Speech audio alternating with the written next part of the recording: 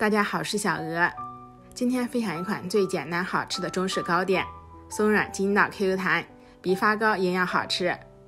首先准备150克红糖，加入400毫升开水，搅拌至红糖融化，放在一边冷却，冷却到35度以下就可以。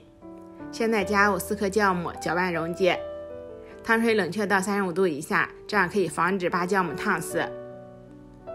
加入200克普通面粉，200克木薯淀粉，搅拌成可以流动的稀糊状。木薯淀粉是做鱼圆的材料，也是珍珠奶茶里面珍珠的材料。搅拌好之后过滤一下，口感会更细腻。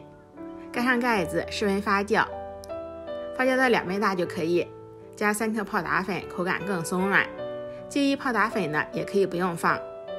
再加25毫升食用油，搅拌回发酵前的状态。准备一个盘子，刷上1层食用油，从高处倒入面糊，再端起盘子，用力震几下，把里面的大气泡震破，这样口感会更加的细腻。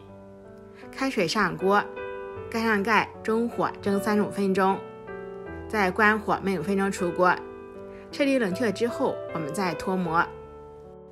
加入1半木薯淀粉做出来的糕点，叫做红糖马拉糕，口感会更加的筋道 QQ 弹。如果全部用面粉做，就是发糕，它的口感比较粗糙。木薯淀粉也可以换成糯米粉，做出来会比较的软糯，也非常好吃。加入红糖也更加的营养，简单营养又好吃。喜欢的话就收藏起来试下吧。